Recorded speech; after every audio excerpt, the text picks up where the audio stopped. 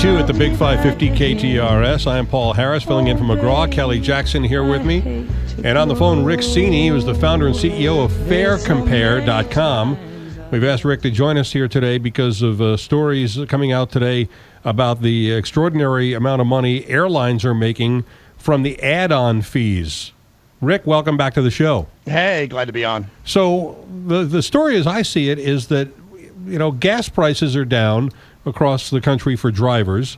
Jet fuel prices are down across the country for the airlines, but ticket prices aren't down. And in the meantime, they're still sticking it to us with all these add-on fees.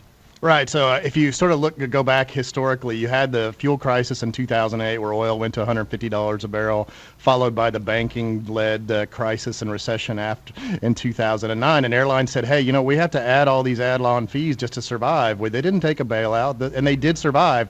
But the way they survived was by consolidating. So we had these mega mergers. You have now 4 airlines that control 80% of all traffic in the United States. And you have a perfect storm right now. Just as you mentioned, people are going to the pump. It's cheap. They have some extra dollars in their pocket, but the airlines have no empty middle seats. They haven't added back seats, even though the population of the U.S. has grown dramatically over the last 10 years or so.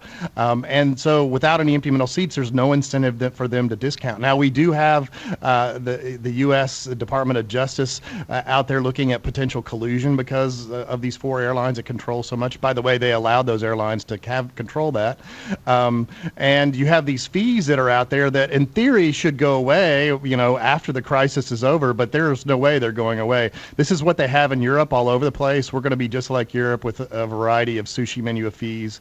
The 2 biggest ones, the bag fee and the ticket change fee, bring in about $6 to $7 billion a year. Wow. The baggage handling one has caused problems because now more people are trying to carry things on in the cabin, and so you have more fights for space in the overhead bins. But the one that really gets me is the ticket change fee. And by the way, I think that those 2 things that you just mentioned, the baggage changing and the ticket changing, baggage handling and ticket changing, are one of the reasons why here in St. Louis, Southwest has become the dominant airline and virtually taken over Lambert Airport's business because people don't want to have to deal with those, and Southwest doesn't charge you for those things. Yeah, and they would tell you the same thing. In fact, they would tell their investors the same thing. The investors have been clamoring for Southwest to add a bag fee, and by the way, Southwest also doesn't have a change fee either. So they're not participating in those fees. So you've got basically 3 huge airlines participating in that pocket, and the marketing folks at Southwest would tell you that they control more of those things because they don't have those fees. Now, you can see that they don't have as many commercials on TV touting no bags fly free, so just be prepared in the next 18 months or so for that to happen. Well, as I was mentioning, the one that gets me is the ticket change fee, because in many cases, these are things that we can do on our own, on our computers, on our phones, and on our tablets. They cost the airline nothing, and yet they can hit you with a fee of up to $150. It's actually $200 for domestic flights on the major airlines and $300 for international. And it's even worse because a lot of times when you have to make these changes, you still have to fly, so it's at the last minute. So you're paying the difference in price as well. So you bought the ticket at $350. Now the price at the last minute is $800. So you're paying that difference plus this tack-on fee as well. So it's one of the most onerous fees that are out there, and I would agree with you. That's the one that gets my goat the worst. American Airlines, they are merging with U.S. Air, right? They've merged. Yeah, they've already merged, yeah. Right. I mean, they have merged. So how is that affecting also us? Well, that's the fourth big mega merger. The first one you had was Delta Northwest Airlines, and you had United Continental, then Southwest and AirTran merged, and now you have American Airlines and U.S. Airways merging. That means, we had 8 airlines that had 80% of traffic. Now we have 4. That means less competition, especially in smaller cities and medium-sized cities. The big, huge hub cities, they have competition. They have a couple low-cost airlines. They might have Southwest. They might have JetBlue. They might have a Frontier in there. They might have Alaska Airlines, for example. But the smaller and medium-sized cities may only have 1 or 2 airlines there, and they may not even overlap with routes. So therefore, there's no incentive for airlines to compete with each other and to undercut their prices to gain market share. While I have you here, I do want to mention one thing that I think is a real positive, and that is the TSA pre-line.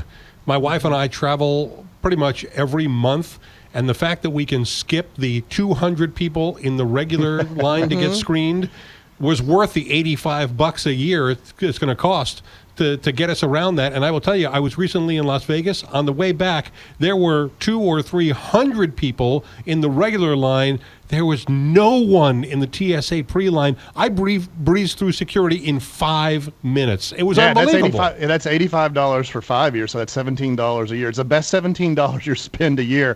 Now, if you're traveling at all internationally, you should also look into global entry. That's $100 for 5 years or $20 each year. That also includes fast tracking through immigration and customs on your way back. That's a good deal. Are we going to see any other upcoming fees in the future? Well, I think the bean counters at airlines have looked at every possible part of the trip, from driving to the airport, to getting to the airport, to walking to the gate, to cutting in line. And so I'm not positive we'll see a lot more fees.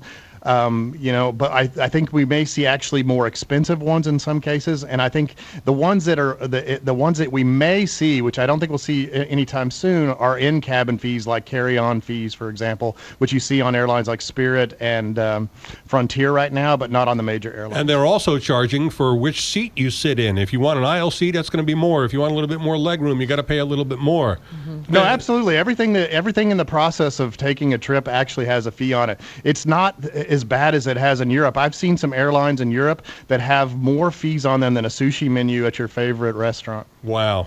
Unbelievable. Rick, always a pleasure. Thanks for coming back on the show today. Great, thanks. Rick Seaney is the founder and CEO of FareCompare.com here on the Big 550 KTR.